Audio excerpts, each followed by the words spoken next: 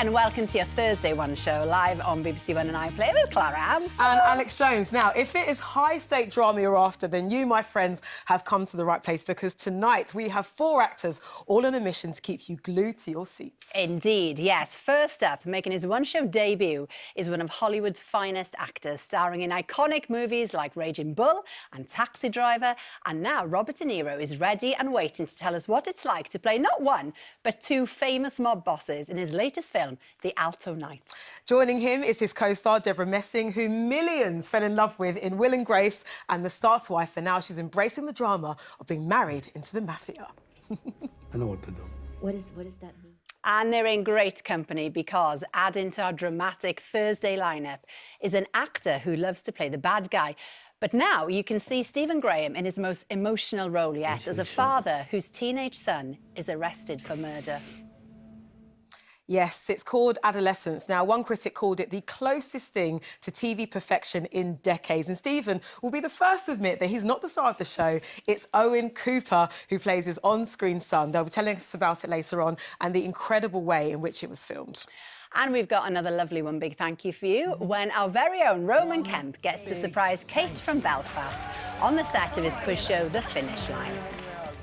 And, of course, we want to hear from you. Any questions you have for our wonderful guests, please send them in via WhatsApp 033 0123 1700 or on socials and email. Now, Al, without further ado, let's get the show underway. Now, this week, we read about cinema fan Jack from Dudley. Now, not only has he visited his local cinema 224 times in just 1 year, he's also seen the film Wonka a whopping 29 times. That could be a record, couldn't it?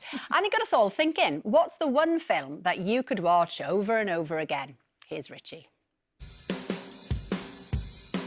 We're in Leicester Square, the home of British cinema. Is there a film that you've seen over and over again? Mean Girls. How many times do you think you've seen Mean Girls?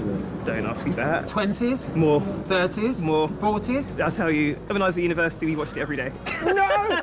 Dirty Dancing. What is it about Dirty Dancing that makes you want to see it more than once? It makes you feel happy. It's a nice story, but it got a bit of sadness in it as well. Love Actually. Oh, Love It. It had to be Love Actually. I think it's got everything. It'll make you cry, make you laugh, it'll make you be like... Is there a film that you've seen over and over and over again? Bridget Jones. And what is it about Bridget Jones that keeps you coming back? Probably Hugh Grant, actually. And what is it that keeps you coming back to a film? You get to know you kind of look at people like friends. When, like watching a box set, you often watch things more than once, and you think, oh, I'm going to go back into that world again. The comfort, just the feeling of knowing what's coming and having a nice story to look at. I think if you watch a film when you're a kid, there's certain things you don't really understand, and you watch it again, you're an adult, you're like, oh my God, how could I miss that? It's kind of cheers you up, isn't it? Even if you're going through something, just go back to it. Is there a film that you've seen over and over again? Yeah, Wicked. That only come out last year. Yeah, it did. How many people do you think have watched Wicked for the first time with you when you're watching it again for like the 15th time? Probably over 20. Do you feel like when you watch a film and you've seen it before, you quote along to it? Yeah, probably Mrs. Doubtfire. Have you got a favourite quote from Mrs. Doubtfire? Oh, well, help is on the way, dear. We were watching Top Gun the other day, and we were sitting there quoting every single line. Favourite quote in Top Gun? Oh, talk to me, goose. Every time you watch a film, and if you watch it over and over, you always notice something different. But don't you feel like if you know what's coming, it's a bit like, No, it makes you happy. yeah, the endorphins kicks on. Like, oh, this is a good bit. Come on, everyone, listen. Oh. I'm inspired. I want to go to cinema more What now. would yours be? Clueless and The Colour Purple. You? Oh, Clueless. Oh, so many. I mean, Too Top many Gun films. was mentioned there. So many. And we have got the perfect guests on the sofa to share their answer. Please welcome Robert De Niro, Debra Messing, Stephen Graham and Owen Cooper. I mean, we just saw that wonderful film there. Welcome. Got to go down the line. What's the film you've watched over and over again and can watch over and over again? Chicago. Classic. Nice. Great choice. Yep. Yeah. Robert? I don't usually watch a movie over again. It's maybe one from years ago. I can't think. I'm sorry. That's all right. Okay. Tired. Don't worry. But I'm not a person that watches something over and Fair over enough. again. That's my shortcoming. I don't know. I'm sorry. That's okay. Not at all. Each to its own. Owen? Probably classic. I'll probably gotta go classic and go Titanic. It's a great movie. I'm with you. Yeah. We love a great romance. Stephen? I'm going to go Kez. One boy and his bird. All day long, yeah, Kez. British classic. Yeah. Right, let's continue the movie talk because next weekend, Robert and Debra's latest movie, The Alto Nights, hits the big screen. Now, set in the 1950s, it follows the lives of two mafia bosses, both played by Robert, as they battle it out for control of one of New York's biggest crime families. Let's have a look. Where do I start? I give to charities, I pay my taxes. Let's remember something. I put you where you are today. It's because of me. Mr. Good Citizen, you want to be like them? Come on, you ain't like them. You can't have it both ways. You're either in or you're out. I need to find a way to take it all down.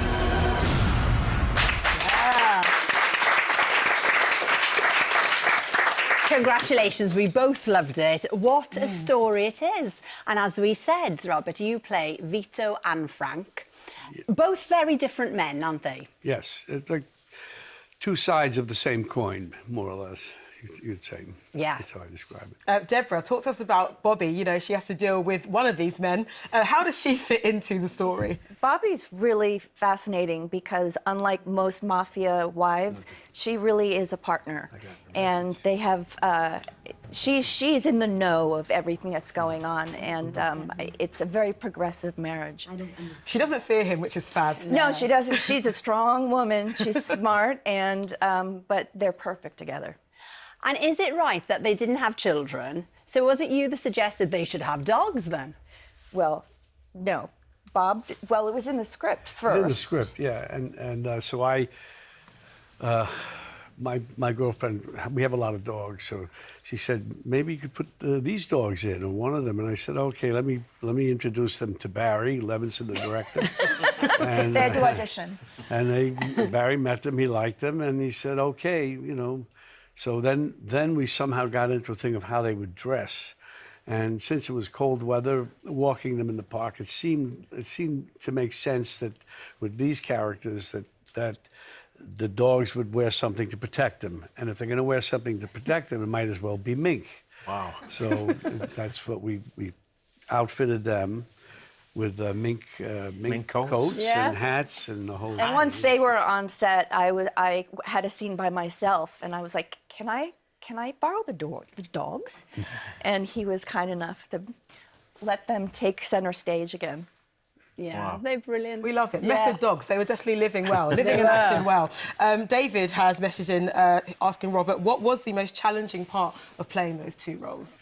Well, the challenging thing, I mean, that's what made me more interested in doing it, because it was something I hadn't done before. And Owen Winkler said, why don't you try and do both parts? And I said, let me think about that for a couple of days. I talked to Barry Levinson about it. I said, okay, I'll do it. And when I was doing it, you do, technically you can't move in certain, I mean, I can make this a long thing or a short thing, so I don't want to... No. Long as you like. Exactly. But so the main thing is that I couldn't, when I'm doing either of those characters, I needed the other character to interact with me. So I talked to the other people that were playing these mafia characters, and I picked a guy, Joe Bacino, who played Gambino, and he learned both parts and did them each one with me, and it was a tremendous help because he knew what it was. We could improvise if we needed to. It was very structured on the other hand, but he was terrific. I couldn't have done it without him. No. That was fantastic. Debra, we loved you, of course, in Will and Grace and The Starter Wife, but why did you fancy being a wife of one of the mob? Well, I mean, to be able to work with Bob, of course, and Barry. I mean, and the dogs. And the dogs, of course. And, you know, the quartet with the producers, they're legendary. And to have the opportunity to play a real person and to play with Bob was something that I just was thrilled about. Amazing. Robert, speaking of some of your past characters, you know, from Vito to Travis to William King Hale, what is it about those characters in particular that you love playing? What is it about those darker guys? Well, those characters, Genovese and Costello, were well-known characters in the mob at that time. They were the bosses of the. There were other ones, but they were the most visible, and so I was well aware of them for decades. And other things had been done based on them. In fact, Owen Winkler was telling me that Mike Cimino, who I did theater with, approached him, or they worked on the thing on Costello in the 70s. And in fact, Cimino even talked to me about something. Maybe it was the same thing with Owen. So it was just how to approach it, what to do, how to tell the story. So finally, Owen called me one day. He said, I have the script. Pileggi wrote it. Barry Levinson is directing it. So would you read it? Of course, I read it, and that's how it got started. Mm. And we know that, Stephen, you've both worked together on The Irishman. Yeah. Stephen, that must have been quite a moment for you. And apparently you did a bit of ad-libbing as well. Yeah, we improvised a little bit because that's kind of what Marty likes, isn't it? And actually, in the scene that we did, you came up with the best line that didn't exist, if you remember, because we were arguing about being 10 minutes late and 15 minutes late. And I turned to you at one point, and I went, what do you think, Frank? And you said 12 and a half. You said down the middle. And it was the best line in the whole scene. It was fantastic. But it was an honour for me, do you know what I mean? Yeah. Oh, he was great. And Stephen, it was your dad that introduced you to a lot of great movies growing up, right? When I was a kid, and I was a little bit younger than Owen, I think I was 14, I said to my dad, I want to do this acting properly. And my dad went, OK, right, let's go. And I was like, OK, I got my coat, and we lived in the flats, and we walked to a Quarry Green video shop. Remember the days of video shops? Yes. They were like libraries. And we went in, and he went, right, come on. And we were walking up and down the aisles, and he picked 3 films. And it was The Godfather, Taxi Driver, and The Deer Hunter. And then we went home and we watched those 3 films, and we watched them all over the weekend. And, it was just, so you were the beginning of my whole love affair with films, really. I don't think I ever told you that. No, I didn't know. Yeah, so thank you. Thank you from the bottom of my heart. Debra, which role gave you the acting bug then early on? Oh, what role? Annie. Oh, I was taken to Broadway by my parents, and when I saw all the little girls up on stage singing and dancing, I turned to my mother and I was like, I want to do that, I want to do that. And she just looked at me and was like, OK, dear. One of my favourites. Didn't you get to play Annie as well? I did. I did in high school. I was 5'6", and the Daddy Warbucks was 5'7". Perfect. But you made it work. Yes, we did. Well, The Alto Night is in cinemas from the 21st of March. Thank you both. We'll be chatting to Stephen and Owen shortly about their must-watch drama Adolescence. But first, it's Thursday, and in tonight's One Big Thank You, our very own Roman gets to surprise a very special volunteer when he invites her onto the set of his quiz show, The Finish Line. Yes, tonight we are celebrating Kate, who's been brightening up Belfast with the help of her ukulele. Kate deserves one big thank you for all she has done for our ukulele group. In 2019, Kate Scott from Lisburn near Belfast set up a ukulele group. She was hoping to use her love of music to bring people together from across her local community, giving them a chance to play and socialise. Kate's aim was really to have as many people playing the ukulele as possible. You come out of practice and you are just buzzing. After the success of the first group, Kate started 2 others to reach out to even more people who might otherwise miss out on community interactions. Across the 3 groups, there are now over 70 members. You don't have to be amazing at the ukulele. Kate has the energy to take a session before our main practice with beginners to help bring them along. The groups also fundraise for local charities. In 4 years, they've raised over £10,000. People actually contact her and say, will the group come and play? And it's usually, yes, if we can be there, we will be there. We really, really do appreciate you, and we love you, Kate. So time to head to the set of BBC quiz show The Finish Line, where our very own Roman was on hand to surprise Kate. We're in Belfast for this week's One Big Thank You, where a new series of one of Kate's favourite programmes is being filmed. It's the hit BBC quiz show The Finish Line, where players face each other in head-to-head races in a battle to win a cash prize. And it's hosted by our very own Roman Kemp.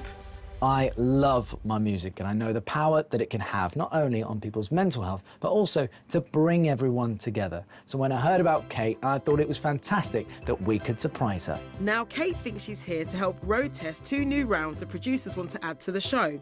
The idea is that the contestants will be shown a picture of a band or a TV show, and they'll be asked to hum, sing, or play a tune associated with the picture. And you guessed it, the last picture is going to be one we know very well. Kate heads to the studio floor with her friend Kelda, who's in on our surprise. And they're met by studio producer Paul. Nice to meet you. Yes, How are you, all right? Yes, not too bad, thanks. Good, welcome. This is class. On the set, Kate meets Roman and his co-host Sarah Green. Oh, it's lovely to meet you. Yes, Sarah. you too. Nice Sarah, to meet hiya, you, Sarah. Kate. Hiya. Roman, nice to meet you. Yes, Okay. you too. Yes, How are thank you? you. Yes, not too bad, thank you. With everyone in position, they can try out the first new round.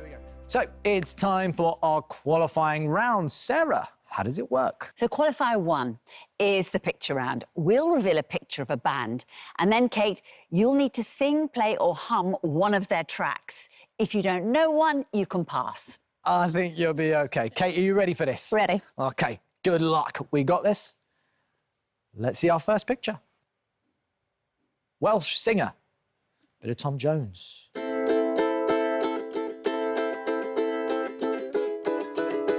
Bit of Delilah, is it? Yeah. Kate is off to a great start and doesn't seem to suspect anything as she plays songs by Erasure, Tony Christie, and finally ABBA. Yeah, go on. Oh, summer in the crowd, that's you. Yeah, we'll take that well. Kate, fantastic. With things going swimmingly, Producers are loving it. Well done. we're going to mix it up a bit. Yeah, I think they want. Where do they want to try it on here? Yeah, we'll try it on the podium if that's all right. Is that okay? For this round, Kate will be shown a picture of a TV show and asked to play the theme tune. So good. Okay, so here we go. First one, TV theme tunes. BBC show. Ooh, The One Show. It's the one that goes, what? Da-ba-da-ba-ba-ba-da, what? Well, look, Having tunefully given the game away, Roman's coming clean. Kate, actually, you think you're here today on the finish line. Okay. But the best thing is that that's not the case. Right, You're actually here today as part of The One Show. right. Okay, We know everything about you, Kate. okay. And we know all the wonderful work that you've been doing, and Yes. it's quite simply incredible. And so, on behalf of us here at the finish line, and of course, on The One Show, we want to give to you, Kate, a one big thank you.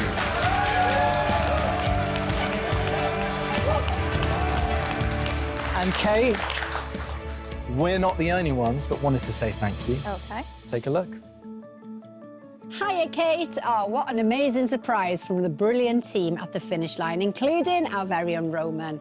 You have done a truly wonderful thing in bringing people together through the love of music, and you've helped so many people in doing so. And we'd like to thank you for all the work you've put into entertaining people with ukulele, raising money for charity, and all of the good feelings that you bring. Our Friday morning sessions are more than a group of people learning ukulele.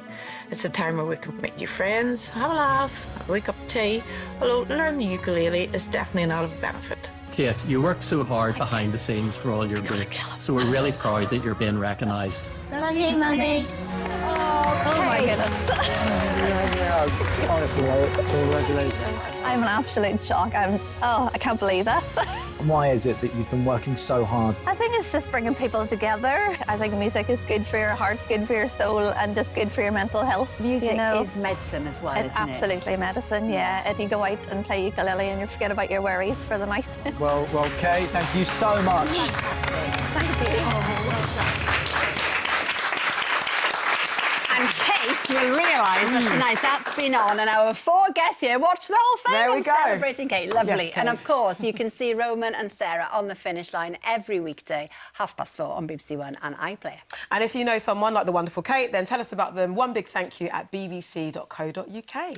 Right then, we promised you drama tonight, and here's a big one, because there's a very emotional and intense series that I can guarantee you will keep you gripped. It's called Adolescence. It stars Stephen and Owen. Let's have a look. Police! What are you looking for? He's only a kid. Dad, I haven't done anything. Dad! I want you to listen carefully. Do you know a girl called Katie Leonard? Yeah. Is she dead then? Why would you ask her? Hmm?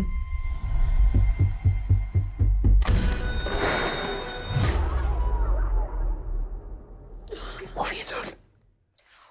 I don't know where to start with this, Stephen, if I'm honest. It is so brilliant. Well, thank you. Loads of our viewers have already seen it. Have they? Anne's been in touch. She says, today I binge-watched all 4 episodes. What a thought-provoking programme. Owen and Stephen were amazing. Their father-son relationship was so touching. Stephen, you're the brains behind this. Owen, you are incredible. It's phenomenal, in it. isn't it? And it's about a 13-year-old boy who's accused of murder in a nutshell. There's a lot more to it. Yeah. Why did you want to tell this story then, Stephen? I read an article in the paper, and it was about a young boy who stabbed a young girl to death. And then a few months later, I was watching the news, BBC News, and there was a piece on about another young boy who'd stabbed a young girl to death, and they were at opposite ends of the country. And being a father, you know, if I'm really honest with you, it really hurt my heart. And I just thought, what's going on in society where this kind of thing is becoming a regular occurrence? This kind of horrific violence towards young women, young girls, but being committed by young men. And the boys, really, do you know what I mean? They're not old enough to be classed as men, but I couldn't fathom it. So I wanted to really have a look and try and shine a light on this particular thing, because as a humanity, we need to move forward, do you know what I mean? Well, this is it. It's vital. It's really important, television making. Owen, big responsibility. This is your first acting job. You're phenomenal in it. I mean, what a job to take on. Can you tell us what kind of guy Jamie is? Like, what kind of boy is he? Reading the script, he's a normal lad with a brilliant family, you know, but it's what social media can do. It can change your life. It can change your family's life. And what happens to Jamie? He gets into trouble. He just speaking to this girl on social media, and it all goes wrong. You could class it as bullying, really, because it is bullying. And then, you know, his head gets spiralled into things that he doesn't want to do, and he does this horrific act that changes his life and changes his family life forever. Well, this is it, and you've got so many challenging scenes that you've had to take on for this piece. And Stephen, I know you said, you know, watching Owen, you said to his mum, I think he's quite reminiscent of one of our guests on this sofa. I did, yeah. When he came into the workshop and he smashed it. He was absolutely brilliant, and he just got into the you see a rare talent like this once in a blue moon, do you know what I mean? It's a talent of a generation. And I came out the room and I said to his mum, I said, he's the next Robert De Niro. I did. Wow. Do you know what I mean? You know, and he's magnificent. That's incredible. He is. Truly. And it's hard to explain how brilliant he is, and this is very awkward, obviously, for you, Owen. You're sitting there hearing all this. But, you know, this is the first thing that Owen's done, Robert, and hopefully you'll go on. We know you're going on. You're filming something at the minute, and you'll go on to brilliant things. Is there any words of advice, Robert, that you have for him starting out in the first stages of his career? Well, I think he's off to a good start. That's the main thing, and just to keep at it, keep at it. And I mean, he's there. He's just now. It's common sense what to do, what not to do. Try to stay out of trouble and all that stuff, and you'll do well. You'll do well. Thank you. You were talking earlier on the sofa, Stephen, you were explaining, you know, how you'd shot this. And for everybody at home, it's one continuous shot. Yeah, it's all done in one take. It's really unflinching, really. But there must have been so much preparation in order to achieve that. I mean, how did you attack it, you know? How did you prepare? Each episode is shot over 3 weeks, but for the first week, I mean, our amazing and unbelievable director and DOP, Phil Barantini's the director, and our DOP, Matt, they were absolutely phenomenal. So we spend the first week working on the script, don't we? And analysing the text. And then the second week, as you can see here, we kind of work with the camera and we choreograph the whole thing.